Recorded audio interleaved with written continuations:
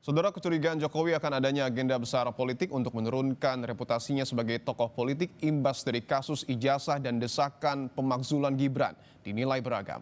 Mulai dari motif sakit hati hingga mulai melemahnya dukungan politik untuk Jokowi.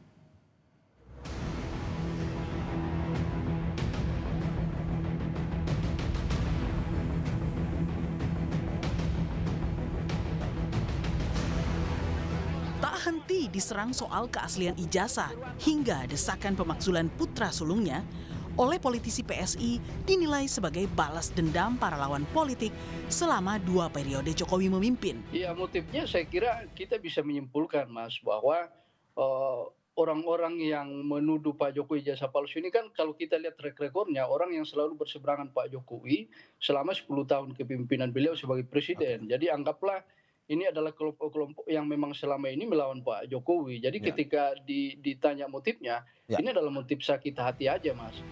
Berbeda dengan PSI, analis politik Ray Rangkuti menilai serangan demi serangan membongkar soal ijazah Jokowi sudah terjadi sejak Jokowi masih menjadi presiden dan mendapat dukungan parpol yang sangat kuat. Sehingga apa yang dialami Jokowi saat ini memperlihatkan mulai melemahnya dukungan politik untuknya. Kalau kita kaitkan dengan ijazah palsu, kasus ini udah 4 tahun yang lalu bergulir. Saat itu Pak Jokowi misalnya masih bersama dengan PDI Perjuangan. Jadi kala itu nggak terlalu besar karena salah satu backup dari Pak Presiden itu, Pak Jokowi itu adalah PDI Perjuangan, partai besar. Nah sekarang hampir partai-partai ini boleh disebut tidak bersuara di belakang Pak Jokowi khususnya yang berkenaan dengan ijazah palsu. Jadi backup Pak Jokowi sebetulnya yang makin melemah gitu. Sebelumnya, Jokowi secara terbuka mengungkapkan kecurigaannya kepada media jika ada yang berupaya menurunkan reputasi politik keluarganya melalui kasus ijazah hingga upaya pemakzulan Gibran. Memang kelihatannya ada agenda besar politik di balik isu-isu ini, ijazah palsu, isu pemakzulan. Ini perasaan politik saya mengatakan ada agenda besar politik untuk menurunkan reputasi politik, untuk mendowngrade. Namun curahan hati Jokowi ini dinilai oleh politisi PDI Perjuangan sebagai sesuatu yang tak perlu diumbar ke publik. Karena apa yang dialami Jokowi adalah hal biasa di dunia politik. Saya melihat itu satu hal yang biasa dalam satu dinamika politik di negeri ini. Juga dirasakan oleh PDI Perjuangan, oleh Pak Prabowo, oleh Pak SBY, oleh Pak Erlangga. Kan semua merasakan itu. Dan toh juga tidak disampaikan ke publik. Persoalan ijazah yang kini dihadapi Jokowi sudah naik ke tingkat penyidikan di Polda Metro Jaya. Namun di saat yang bersamaan, Jokowi juga dilaporkan ke Polda DIY karena dituduh berbohong soal pengakuannya tentang mantan dosennya Kas Mujo. Tim Liputan Kompas TV. Saudara, setelah laporannya soal dugaan pencemaran nama baik di Polda Metro Jaya naik ke tingkat penyidikan, Presiden ke-7 Jokowi secara terbuka mengungkapkan kecurigaannya di balik serangan kasus ijazah hingga upaya pemakzulan Gibran. Pertanyaannya, benarkah Jokowi kini mulai ditinggalkan kawan-kawan politiknya? Hingga serangan bertubi-tubi ia rasakan sebagai serangan politik. Kita bahas bersama Direktur Eksekutif Parameter Politik Adi Prayitno. Mas Adi, ini kan kalau biasanya nih Jokowi selalu kerap kali merespon serangan terhadap dirinya dengan santai. Kali ini terkesan berbeda. Apa yang Anda tangkap dari pernyataan Pak Jokowi soal ada agenda besar politik? Ya, sepertinya Jokowi itu merasa ada eskalasi serangan politik yang cukup agresif. Terutama setelah Jokowi tak lagi jadi presiden. Itu yang sepertinya dikalkulasi secara utuh.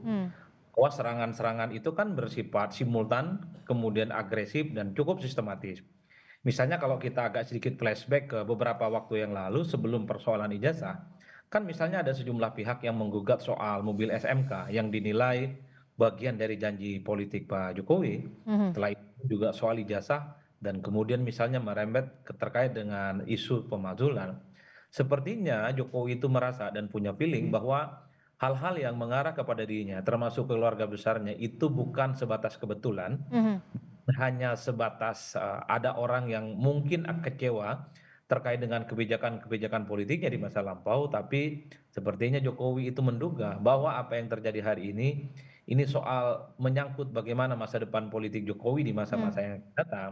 Yang bisa ditangkap oleh publik adalah per hari ini misalnya Jokowi selalu diperhitungkan sebagai salah satu sosok yang dinilai bahwa endorsement dan dukungan politiknya terkait dengan politik di 2029 dan setelahnya itu kan masih dianggap cukup sakti, masih dianggap cukup kuat. Oleh karena itu, kalau semua legacy reputasi politik Jokowi itu dinodai dengan isu-isu yang berkembang, dengan tuduhan-tuduhan yang berkembang, tentu dikhawatirkan endorsement, statement-statement Jokowi, dukungan Jokowi itu dianggap tidak ada gunanya dan dianggap tidak efektif. Ini yang sepertinya ingin diamputasi oleh Jokowi bahwa dengan cara menyampaikan serangan-serangan yang muncul ini tidak lebih dan tak bukan adalah untuk merusak reputasi Pak Jokowi, mendowngrade Jokowi, supaya Jokowi itu dianggap sebagai sosok bukan seperti yang dibayangkan oleh publik selama ini. Seperti begitu perasaan Jokowi. Kalau kita bicara soal Jokowi menyampaikan pernyataannya ke wartawan, itu adalah perasaan politiknya. Apakah ini pertanda bahwa Pak Jokowi juga merasa ditinggalkan oleh kawan-kawan politiknya?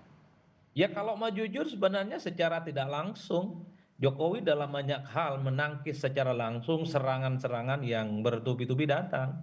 Dulu waktu jadi presiden ya saya kira kalau tidak ada PDIP kan banyak partai politik yang pasang badan. Misalnya kawan-kawan PKB, kawan-kawan yang ada di PAN, kawan-kawan yang ada di Golkar. Selalu pasang badan misalnya ketika Jokowi itu dibully dan dikritik oleh publik secara umum.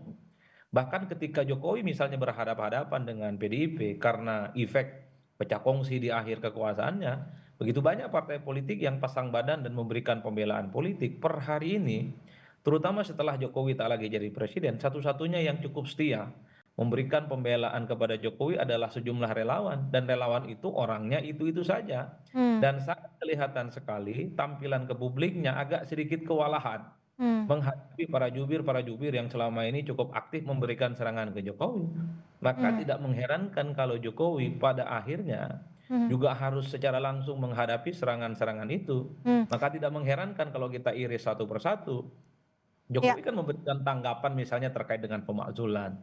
Jokowi juga memberikan tanggapan terkait dengan ijazah. Jokowi juga memberikan tanggapan terkait dengan SMK dan seterusnya. Itu artinya apa? Per hari ini Jokowi memang kehilangan begitu banyak para pendukungnya. Termasuk partai-partai yang bergabung di koalisi yang dulu dikatakan atau bisa dikatakan cukup dekat dengan Pak Jokowi. Saya menduga ya, beberapa waktu yang lalu misalnya Pak Luhut mengatakan ada kesan gitu ya bahwa Jokowi itu dilupakan jasa-jasa politiknya. Saya menduga jangan-jangan mengarah ke hal ini. Begitu banyak dulu orang-orang partai politik misalnya yang merasa dibantu oleh Jokowi, dibesarkan oleh Jokowi, elit-elitnya jadi pejabat, jadi menteri dan seterusnya dan seterusnya. Dulu begitu nyaman dan begitu mesra. Tapi setelah Jokowi tak lagi jadi presiden, kemudian Jokowi begitu banyak mendapatkan serangan-serangan politik dari berbagai penjuru mata angin, orang-orang yang dulu sempat memberikan dukungan politiknya bersama dengan Jokowi tak lagi memberikan pembelaan apapun.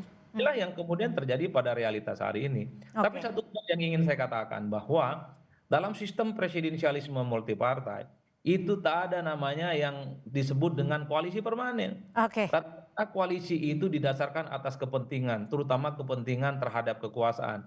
Setelah kekuasaan berakhir, kepentingan itu berakhir pula. Dan ini yang terjadi bagi partai-partai yang dulu bersama dengan Jokowi. Setelah Jokowi berakhir, partai-partai itu mencari tuan dan baru. itulah realita yang terjadi saat ini menurut perspektif Anda ya. Baik, terima kasih Mas Adi Praitno, Direktur Eksekutif Parameter Politik atas perspektifnya sore hari ini. Selamat sore Mas Adi. Selamat sore.